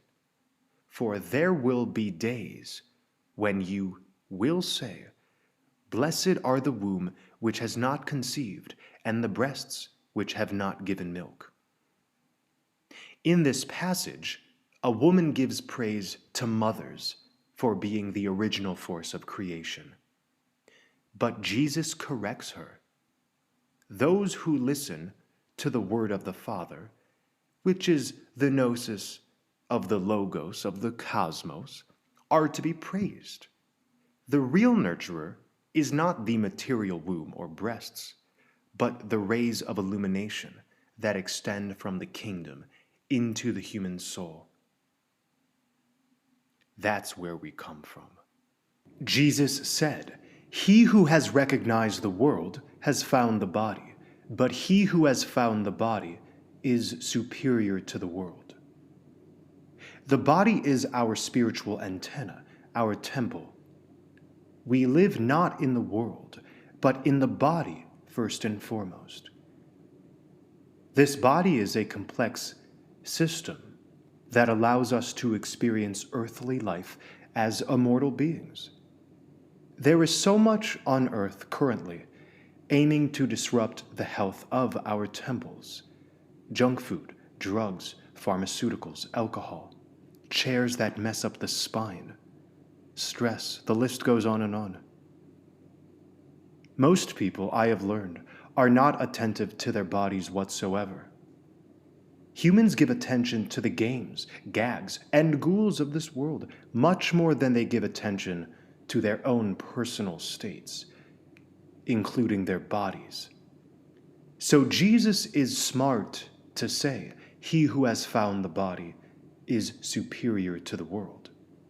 We can realize fully that the bodies we exist in are glorious beings, glorious vessels, separate from others and uniquely embodied, fully ours. The body is the temple. Breathwork, meditation, stretching, exercise, fasting, eating naturally and simply, dancing, walking, sun-gazing, grounding. There are so many ways to connect with ourselves above the world using our bodies. The microcosm we paint each day might coexist with the world, but does not need to comply with its unhealthful ways. Jesus said, "Let him who has grown rich be king, and let him who possesses power renounce it." He who is rich in the truth and the knowledge of the word should be as the king or ruler, and he that has power, as power corrupts, should step down so the truth can be shown to others. This verse requires renunciation on the part of the one who has worldly power. The irony is, when we have power to shape worldly matters, or to influence many, we are actually quite imprisoned ourselves. We were all told from a young age that great men and women are those who conquer, scaling hierarchies, increasing status and wealth, being a force able to influence others. These are the ongoings of the good players, we were told. But there are many of these players, thirsty for attention, for the ability to influence. The true Gnostic thirsts for the infinite. The Gnostic's riches are those that cannot be stolen. Jesus said, "He who is near me is near the fire, and he who is far from me is far from the kingdom." Those who resonate with such a truthful message, one that promotes self-knowledge, burn as luminous flames in the fire of the Holy Spirit. Jesus said, "The images are manifest to man, but the light in them remains concealed in the image of the light of the Father. He will become manifest, but his image will remain concealed by light." Jesus said, "When you see your likeness, you rejoice. But when you see your images which came into being before you, and which neither die nor become manifest, how much you will have to bear." Jesus said, Adam came into being from a great power and a great wealth, but he did not become worthy of you. For had he been worthy, he would not have experienced death. Our ancestors have all perished, leaving us here in this lifetime to achieve the kingdom Jesus speaks of. This lifetime is the center stage. Adam did not become worthy of you is Jesus' way of saying, don't put others on a pedestal, whether present or past, even if it's Adam from the Bible. All prophets, all so-called masters, pale in comparison to what you can achieve. Jesus said, the foxes have their holes, and the birds have their nests, but the Son of Man has no place to lay his head and rest. Jesus, who is a personification of ultimate realization, obviously is distant from the ignorant ways of man. Hence, he does not have a true home in this world, as the creatures in nature do. The Gnostic is not a beast. He has harmonized with and risen above his animal nature. Jesus said, wretched is the body that is dependent upon a body, and wretched is the soul that is dependent on these two. The material is the shadow of the spiritual. Therefore, it is unwise to focus solely on the material. When all is said and done, we shall dissolve back into eternity. Eternity is where the Gnostic's eyes gaze towards. Jesus said, the angels and the prophets will come to you and give you those things you already have. And you too, give them those things which you have, and say to yourselves, when will they come and take what is theirs? Angels and prophets will come to you and give you those things you already have. What an interesting statement. The true teacher points to the teacher within and to the knowledge that needs not to be invented, but to the wisdom that can be uncovered. All truth exists inside, waiting to be known. Jesus said, why do you wash the outside of the cup? Do you not realize that he who made he inside is the same one who made the outside? Cleansing the soul is a process that takes true investigation and infatuation with the divine. Humans prepare for outings with friends and family by washing and dressing up, by polishing their outer selves. But to prepare for the soul's transition into the beyond, we must polish the inside. Also, whatever is within us inevitably expresses itself without. Transmute the inner space to transform the outer space. Jesus said, come unto me, for my yoke is easy, and my lordship is mild, and you will find repose for yourselves. They said to him, tell him who you are, so that we may believe in you. He said to them, you read the face of the sky and of the earth, but you have not recognized the one who is before you, and you do not know how to read this moment.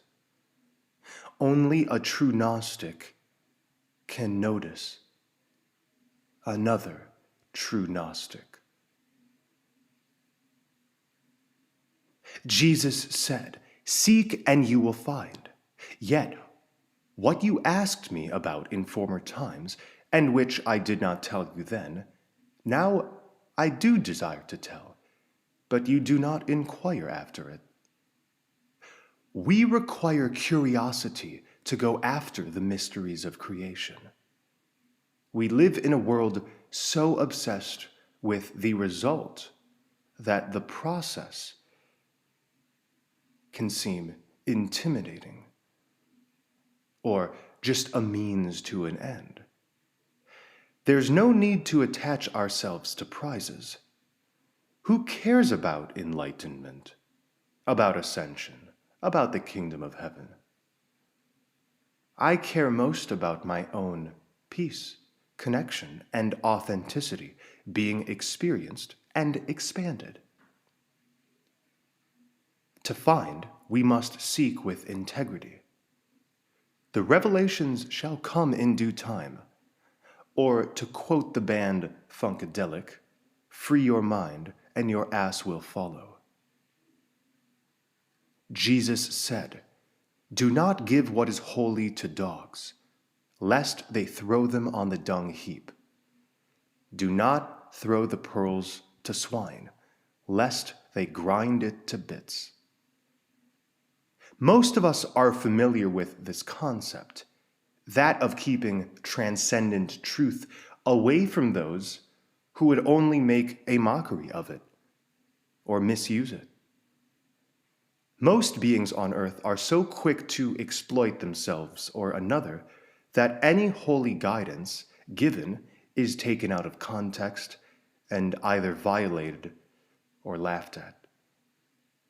Therefore, the wise one uses his power of discernment to calculate when he should or should not be the bringer of great divine declarations. Not everyone is worthy to see beyond the veil, because most cannot see beyond the veil.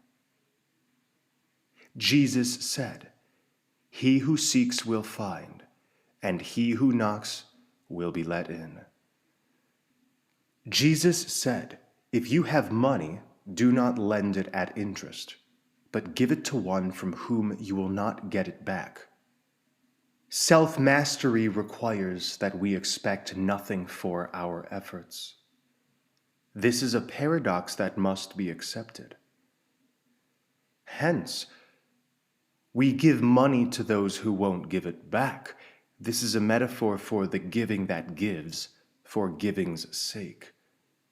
Too often in this world do people sing their songs, not just to sing them, but to solidify worldly status or to formulate superiority in the eyes of others.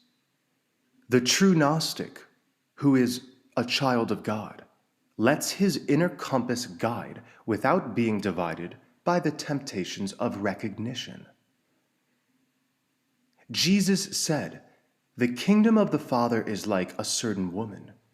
She took a little leaven, concealed it in some dough, and made it into large loaves. Let him who has ears hear." The true value is in the hidden, the occulted, the unseen. Jesus said, "The kingdom of the Father is like a certain woman who is carrying a jar full of meal. While she was walking on a road, still some distance from home, the handle of the jar broke, and the meal emptied out behind her on the road. She did not realize it. She had noticed no accident. When she reached her house, she set down the jar and found it empty." When we are full, unopened to the magic of creation, no divine communion can be experienced. We must widen the inner space, open the doors to the inner temple, let some emptiness in. Emptiness is critical to eventual spiritual fullness.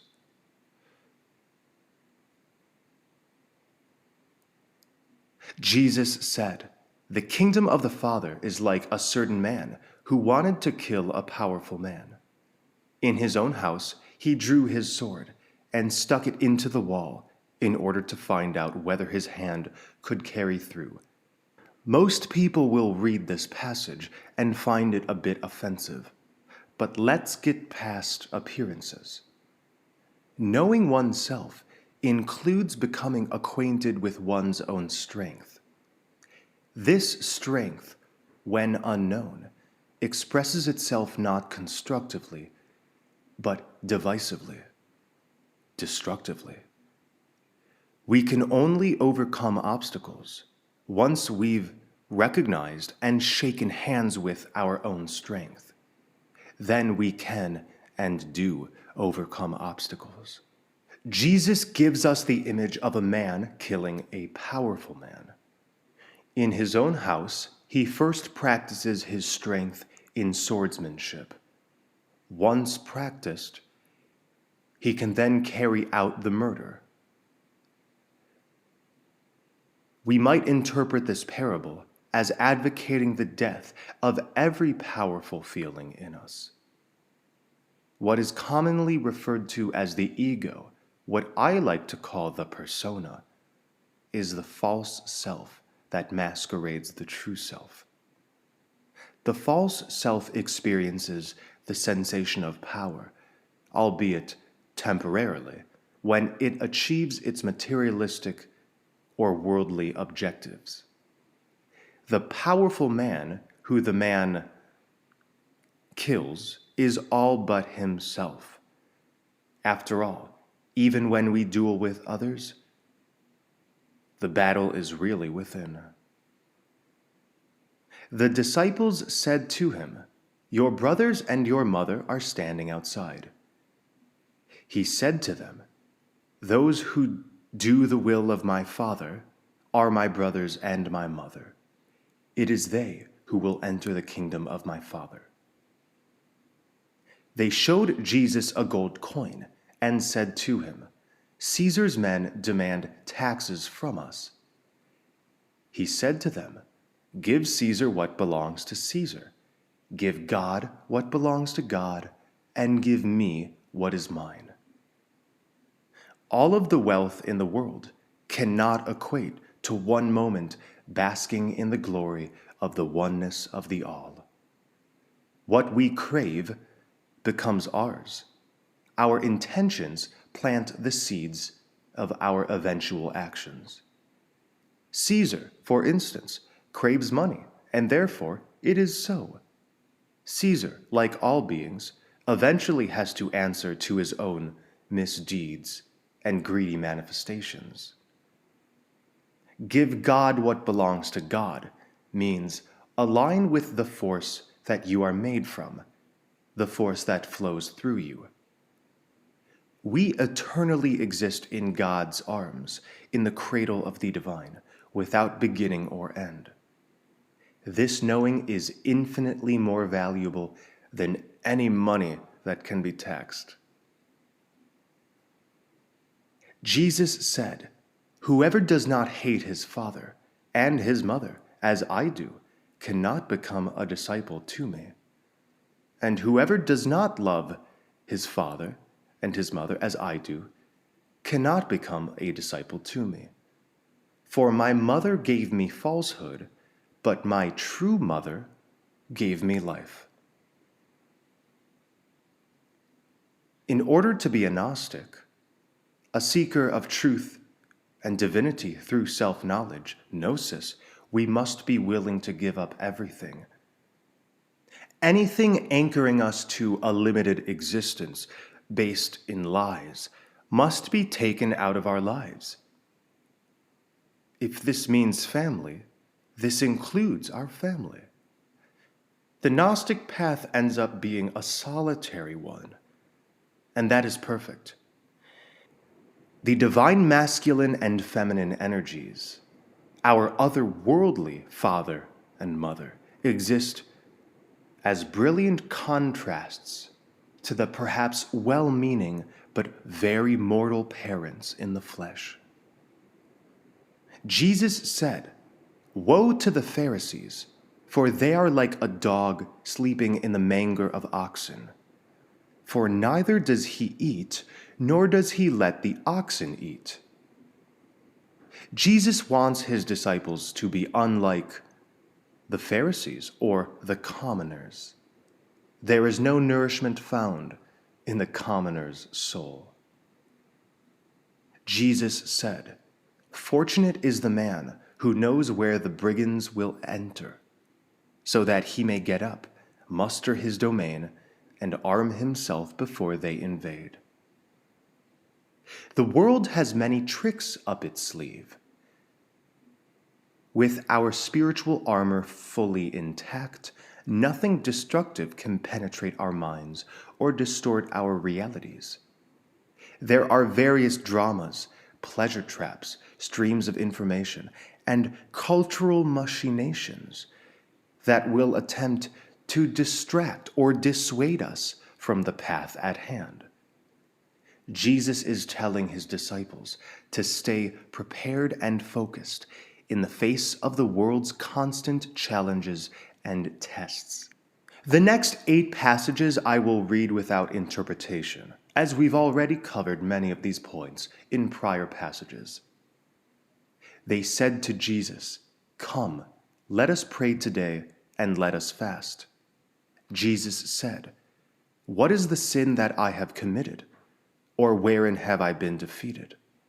But when the bridegroom leaves the bridal chamber, then let them fast and pray." Jesus said, "He who knows the father and the mother will be called the son of a harlot." Jesus said, "When you make the two one, you will become the sons of man. And when you say, 'Mountain, move away,' it will move away." Jesus said, "The kingdom is like a shepherd who had 100 sheep. One of them, the largest, went astray. He left the 99 sheep and looked for that one until he found it. When he had gone to such trouble, he said to the sheep, 'I care for you more than the 99. Jesus said, "He who will drink from my mouth will become like me. I myself shall become he, and the things that are hidden will become revealed to him." Jesus said, "The kingdom is like a man who had a hidden treasure in his field without knowing it. And after he died, he left it to his son. The son did not know about the treasure. He inherited the field and sold it. And the one who bought it went plowing and found the treasure. He began to lend money at interest to whomever he wished." Jesus said, "Whoever finds the world and becomes rich, let him renounce the world." Jesus said, "The heavens and the earth will be rolled up in your presence. And the one who lives from the living one will not see death." Does not Jesus say, "Whoever finds himself is superior to the world"? Jesus said, "Woe to the flesh that depends on the soul. Woe to the soul that depends on the flesh." His disciples said to him, "When will the kingdom come?" Jesus said, "It will not come by waiting for it. It will not be a matter of saying, 'Here it is,' or 'There it is.' Rather, the kingdom of the Father is spread out upon the earth, and men do not see it. The beauty and magic that many men seek in the future heavens and paradises religions convey can be found here and now, and only here and now. Paradise exists energetically. Men foolishly try to calculate the date and the appearance of a change that can only take place within. Simon Peter said to him, "Let Mary leave us, for women are not worthy of life." Jesus said, "I myself shall lead her in order to make her male, so that she may too become a living spirit, resembling you males. For every woman who will make herself male will enter the kingdom of heaven. Jesus is referring to the masculine and feminine energies that must be rejoined and harmonized for one to enter the kingdom. The feminine is the fertile ground of creation. She is chaos. She remains undifferentiated until her matrimonial counterpart, the sacred masculine, resurrects her with order. Until that happens, she is dead. This is why Jesus says, every woman who will make herself male will enter the kingdom of heaven. The divine feminine is being called to allow the guidance of the sacred masculine, so she can be led and both can move together into the great beyond with clasped hands. Thank you for joining me for this review of the Gospel of Thomas. Keep up the great work.